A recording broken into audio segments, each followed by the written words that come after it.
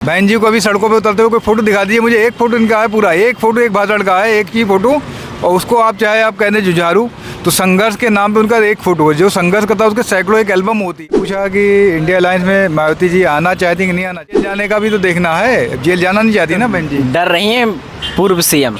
बिल्कुल डर रही है जी जी जी। अगर बिना गठबंधन के होता तो जीरो होता सीट्स, और विधानसभा में अकेले लड़ी थी, उनको आपने देखा एक विधायक जीता, हुए अपने दम पे जीता है, तो बहुत मुश्किल हालात हैं मायावती जी के लिए। और एक ऐसी पार्टी जो कई बार सत्ता में रही, आज बिल्कुल धरातल पे जा चुकी है। आपने पूछा कि इंडिया अलायंस में मायावती जी आना चाहती कि नहीं आना चाहती हैं, तो मैं आपको आना चाहती है नहीं, मैं सोचा क्या लाना लोग चाहेंगे मायावती जी को, या अकेला जैसे लड़ेंगी तो क्या फ़र्क गिर जाएगा वोटों पर, अलायंस के वोटों पे फ़र्क गिरेगा मायावती जी के अलग लड़ने से? देखिए ऐसा है, इंडिया अलायंस की दोनों पार्टियां यूपी में जो हैं, समाजवादी और कांग्रेस जी, दोनों बहन जी को लाना चाहती हैं। लाना चाहिए, लाना चाहती हैं, लाना चाहती हैं। किसी के चाहने लाने से क्या होता है, किसी कोई लड़की पसंद आ जाए तो लड़की जब हाँ कहेगी तभी तो होगा जी। तो बहन जी ने भी हाँ नहीं किया है जी। बहन जी हाँ करना चाहती हैं, उन्हें पसंद है, लेकिन मामला ये आ रहा है कि जब उन्होंने मीटिंग किया अपने परिवार के साथ, और परिवार है उनका ईडी और सीबीआई, ईडी और सीबीआई उनका परिवार है। जब उन्होंने उनकी मंत्रणा किया, उनको बुलाया, तो ईडी और सीबीआई ने कहा कि आप खबरदार रहिए, वहाँ जाने पे आपको हो सकता है सीटें तो आपकी आ जाएं, लेकिन फिर आपको जेल जाना पड़ सकता है। तो उन्होंने मायावती जी ने तुरंत अपने कदम पीछे उठाया है, और उनके परिवार ने बताया कि अभी रुके रहिए, हो सकता समय ऐसा आए जब हम लोग आपसे कहें कि आप आ जाइए।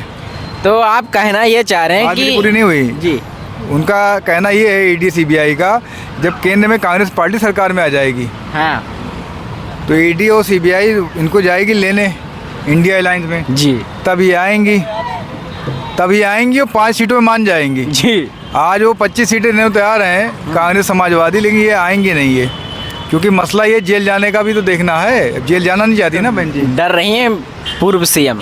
बिल्कुल डर रही है, हाँ। मायावती बहुत ज़्यादा डरी हुई है इस समय, डरी हुई है, बिल्कुल डरी हुई हैं। कहा जा रहा है कि मायावती एक बहुत ही जुझारू नेता रही हैं, और अपना उनका खुद का एक बहुत बड़ा वोट बैंक उनके साथ में, तो उनको क्या चीज़ का डर है? वो जुझारू नेता नहीं रही हैं, हाँ। कभी नहीं थी जुझारू नेता। वो बीएसपी को बनाया था काशीराम ने, काशीराम साइकिल चला, उत्तर प्रदेश की सीएम रह चुकी हैं वो काशीराम साइकिल चलाया करते थे।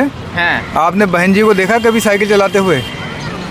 बहन जी को अभी सड़कों पे उतरते हुए कोई फोटो दिखा दीजिए मुझे, एक फोटो इनका है पूरा, एक फोटो एक भाषण का है, एक ही फोटो, और उसको आप चाहे आप कहते जुझारू, तो संघर्ष के नाम पे उनका एक फोटो है, जो संघर्ष करता है उसके सैकड़ों एक एल्बम होती है। कहाँ है वो एल्बम? बीएसपी वाले लाएं।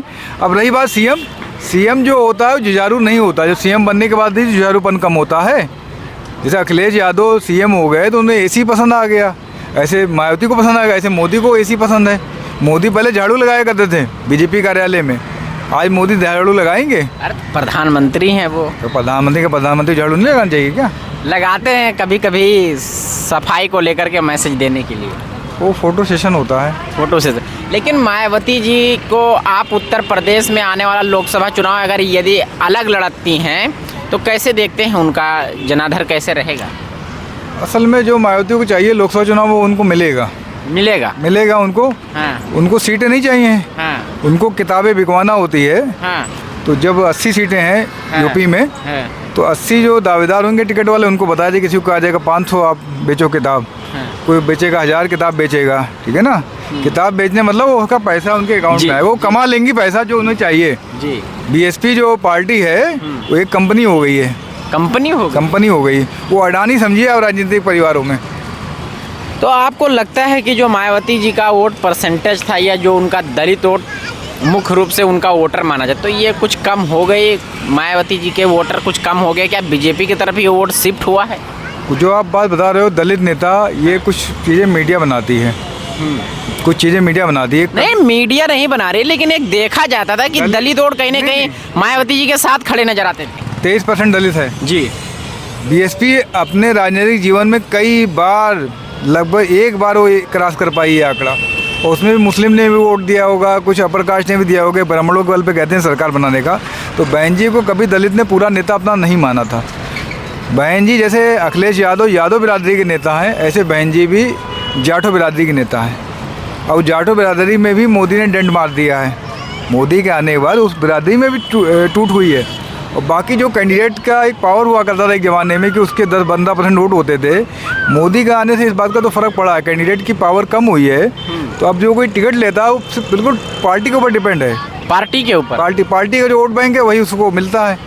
तो मसला ये आ गया, अब वो उनका वो इसलिए समीकरण काम नहीं आ रहा है। जो 12-13% वोट है उनका, क्योंकि वो जिसको टिकट देती है वो अपना वोट नहीं ला पाता है। समस्या तो ये आ गई ना, मोदी के आने से फर्क आया है कि नहीं आया है। और ध्रुवीकरण इतना हो गया है कि दो हो गए हैं, एक हो गया मोदी पक्ष में वोट पड़ता है, विरोध में पड़ता है। तो ये कहीं नहीं है, ये बीच में है ना, तो मतलब ये इधर है ना उधर है, ये मसला ये है इनके साथ। तो उत्तर प्रदेश की राजनीति जो है वो दिल्ली का रास्ता तय करती है। तो 2024 का जो लोकसभा चुनाव है वो विपक्ष के लिए यानी कि इंडिया अलायंस के लिए कैसे देखते हैं? देखिए, चुनाव कोई भी आसान किसी के लिए नहीं होता है। और चुनाव का नतीजा आता है जब लोग समझ पाते हैं आसान था कि नहीं था। नतीजा देख के, जैसे किसी ने प्रचंड बहुमत पा लिया तो हर आदमी कहता है मुझे मालूम था, मुझे दिख रहा था। लेकिन अगर पलट आएगा तो उसको आदमी नहीं कहेगा कि हमें ये नहीं मालूम था, हम दूसरा सोच रहे थे, आया कुछ और। चुनाव